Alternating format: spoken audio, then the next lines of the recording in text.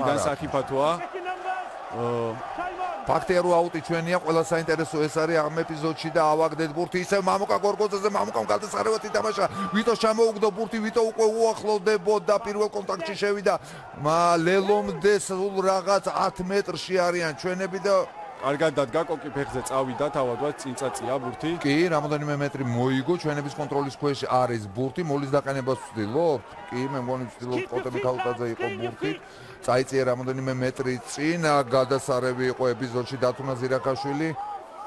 ისე აქ უნდა ვითამაშოთ ის რაც ვიცით, ნარიაშვილი მივიწევთ. აი ზუსტად იმას აკეთებენ ის რაც იციან. 20 სანტიმეტრის წინ 20 სანტიმეტრი არის საკმარისი, იმიტომ რომ ეგრეთ წოდებული მამა პაპური რაგბი, რაშიც კიდე ერთხელ ვაფიქსირებ, რომ დათუნა ზირაქაშვილი არის გროსმეისტერი, ახლა მარცხენა ფრთა თავისუფალი იყო, მაგრამ ვიჩივის მარცხენა ფრთას რა სიტუაცია არის ახლა, ჩვენები აკონტროლებდნენ ბურთს და სად არის ბურთი? ძალიან მაღალი პიუკალა იყო, სიღრმეში გადაიტანეს ბურთი, რასაც მოყოყურთ მორათის მაღალი დაკიდებული ბურთი და აქ შეესწრებიან ჩახურონ. თაჟომ ჭედლიძე გადასარევი იყო, გამოიტანა ბურთი და მარჯვენა ფრთაზე მეკოს გადაუტანა, მეკომ გაჭრა ფენომენალური რეიდი მოაწყო.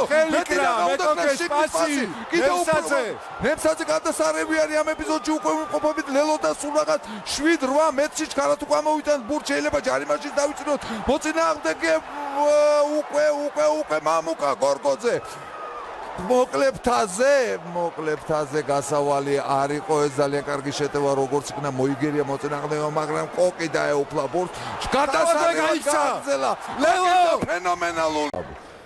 არა, აქ ისევ ტონგელები არიან. დათუნაშვილი კარგია, დაახევინა უკან მეტოქეს. ძალიან შრომისუნარიანი მორაგბეა, ძალიან ტონგელები აგზელებენ მარჯვენა ფრთაზე შეტევას, კერძოდ ელუ იყო ბურთით. აქ დავხურეთ, ტონგელები მარცხენა ფრთაზე ითხოვენ გაგზელებას და აქ უკვე გვიტევდა ისევ მარცხენა ფრთა, კი ისევ მარცხენა ფრთა და მათ გადახელ გვიტევენ ყურადღებითაა საჭირო. ადგილზე არის ვიქტორ კოლელიშვილი და როგორც ყოველთვის ბუკა შარიკაძე. აქ გადაჯგუფება მოგვიწევს ჩვენ და გაშლა დაცვის ხაზის. ტონგელებს წინ არ გავარდნიათ ბურთი, მაგრამ მოვახერხეთ მისი შეჩერება და აქ დაცვის ხაზის ორგანიზება არის თავიდან საჭირო და მოვახერხეთ კიდევაც დათუნაშვილი ჩაეჭიდა ბურთს, გამოგლიჯავენ ხელიდან, ვერ გამოგლიჯეს, ტონგელები აკონტროლებენ ბურთს, მარცხენა ფრთაზევე აგრძელებენ შეტევა, წინ იყო ბიჭებო, აქ თამაში საჭირო. გორგოძემ ბოჭვა გააკეთა, თუმცა იქოფლოუდიც გაკეთდა.